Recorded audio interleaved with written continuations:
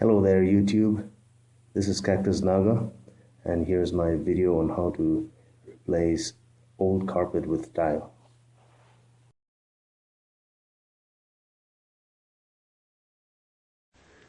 So it's a new day, it's a new morning. The patchwork on the floor has been allowed to dry out and I have scraped it down, leveled it a bit, just using a regular scraper. I've swept the area clean and I'm now ready to put down the tile. Here's the tile that I've chosen.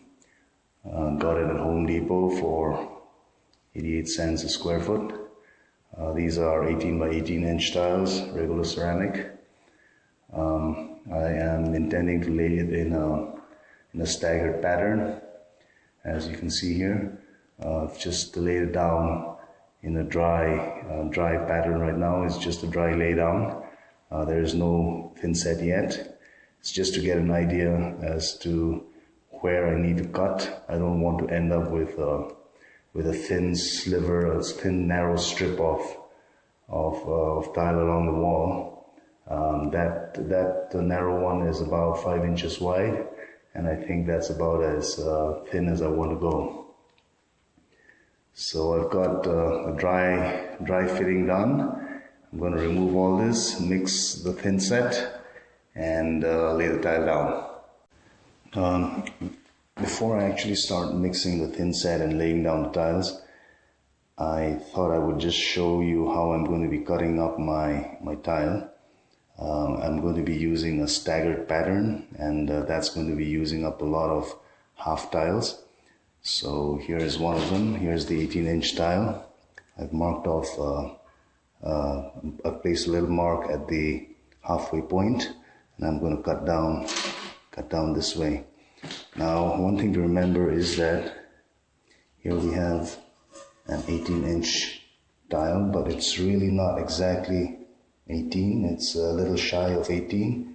It's about 1/4 of an inch shy of 18, and that is usually done to allow for the spacing between tiles, a 1/4 inch grout line, and it just makes calculations easier.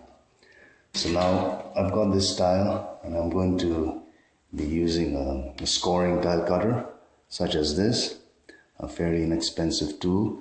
It cuts tile very easily. I'm going to be showing you how it's done.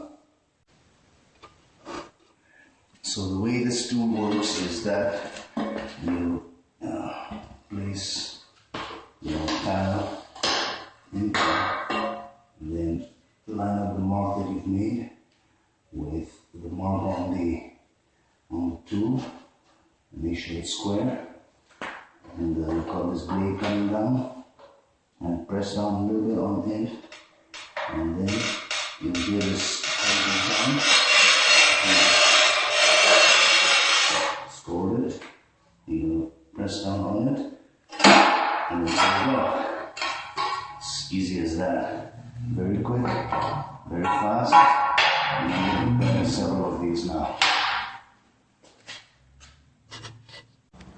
I've now reached the stage of the project where I need to mix some thinset.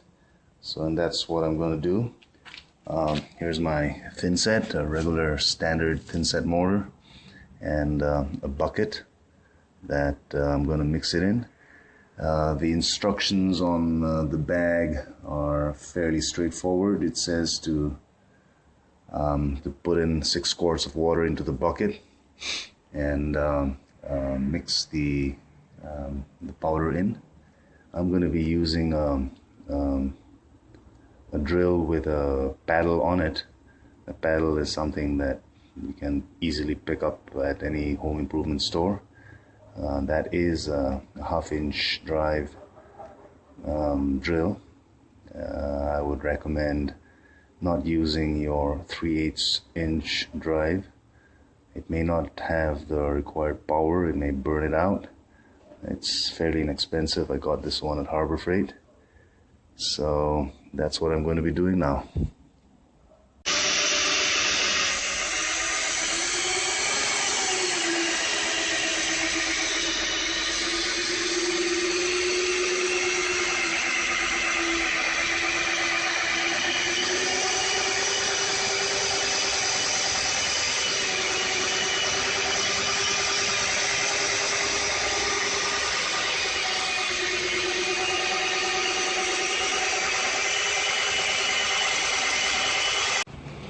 Okay, I've been mixing this for about 4 or 5 minutes now. It has all blended together pretty good. They say that you want this to be the consistency of peanut butter, and that seems to be what I have right now. They further recommend that we let it sit for a while, about 10 minutes or so, and then stir it up all together and start laying it down. So here it is. I've laid down the mud. I've used a half-inch trowel. It's a notched trowel. That's recommended for tiles that are larger. Mine is an 18-inch tile, so I'm going to use that. Fairly straightforward. Just slap it down, wipe it off with the notched trowel, and I'm going to put down some tile now. So here it is. I've put down the first 2 tiles. I've used 1/4-inch spacers just to make sure that the spacing is uniform. Here's the second one that I've just put down. I'm going to kind of jiggle it around a little bit. Just kind of set it into the thinset. Push it a little bit and just kind of jiggle it a bit.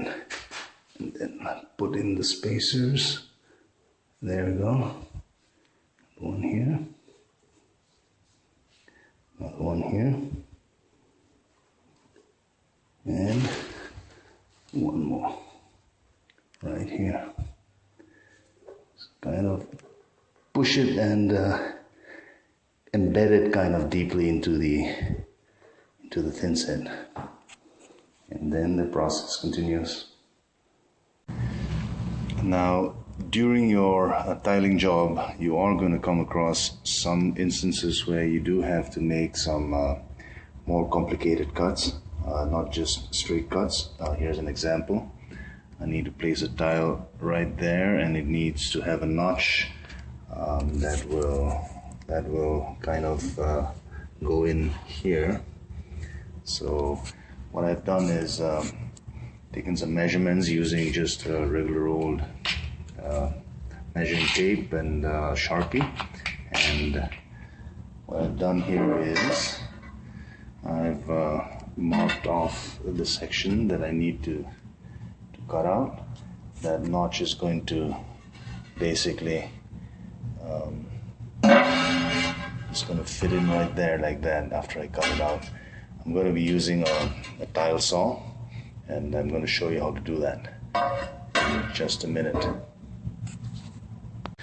So here's my tile saw. It's a bridge tile saw.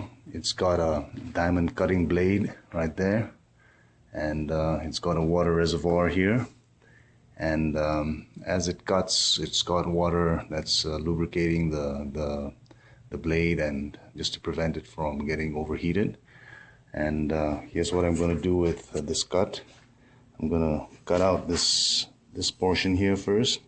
I'm going to cut this again, and then I'm going to slice at the regular intervals, and this whole thing is going to come off.